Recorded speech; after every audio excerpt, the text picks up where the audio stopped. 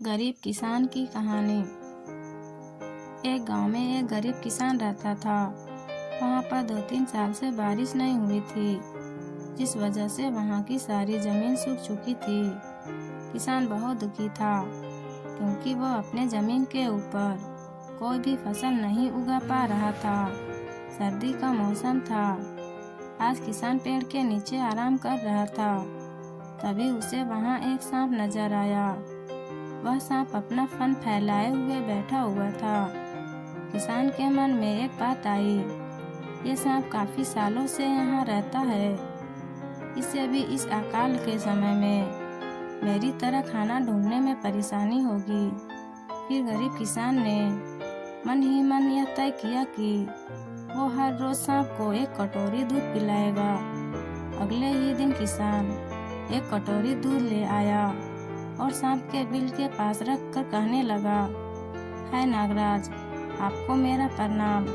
मैंने कभी ध्यान ही नहीं दिया कि आप भी यहीं रहते हैं। सूखे की वजह से मैं तो परेशान हूँ और मुझे लगता है आपको भी परेशानी हो रही होगी, इसलिए अब मैं रोज आपको एक कटोरी दूध पिलाया करूँगा।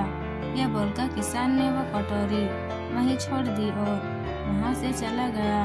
अगले दिन सुबह जब वो कटोरी लेने वापस आया तो उसने देखा कि कटोरी में कुछ चमक रहा है। किसान ने कटोरी को उठाकर देखा तो उसके अंदर एक सोने का सिक्का था। फिर किसान हर रोज शाम को एक कटोरी दूध पिलाता और अगले दिन सुबह हर रोज उसे एक सोने का सिक्का मिलता।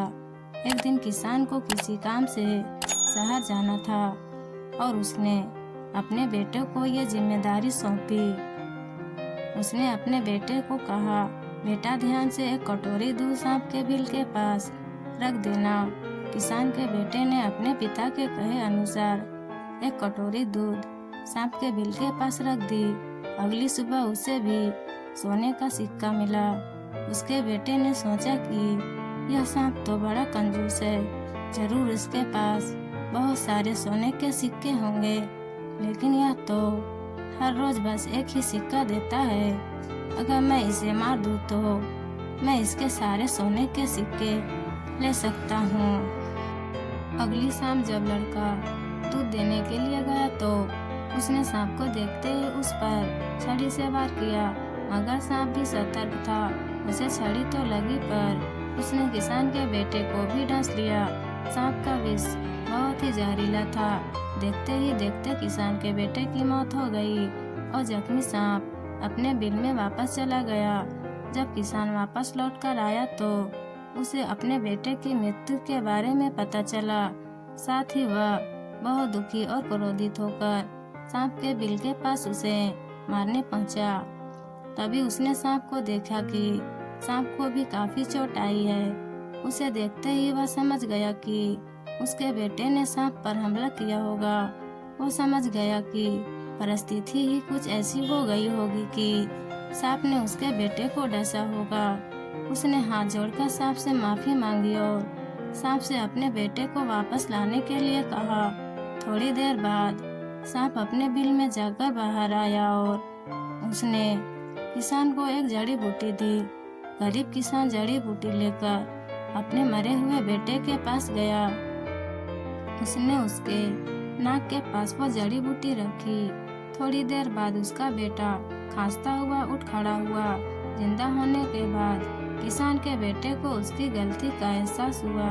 वो अपने पिता के साथ सांप के बिल के पास गया और उससे हाथ जोड़कर माफी मांगी और बोला, है नागराज, मुझे क्षमा कर दीजिए। अब मैं किसी भी पशु पक्षी या जानवर पर हमला नहीं करूँगा।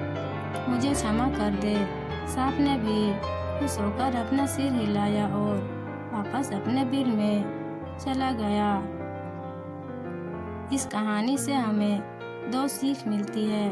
पहली ये कि लालच करना बुरी बात है और दूसरी सीख ये है कि हमें निर्दोष जीवों पे हमला नहीं करना चाहिए। हमें उन्हें बिल्कुल भी परेशान नहीं करना चाहिए।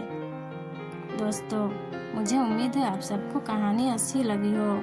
अगर कहानी पसंद आई हो तो प्लीज़ मेरे वीडियो को लाइक, शेयर और सब्सक्राइब कर दे।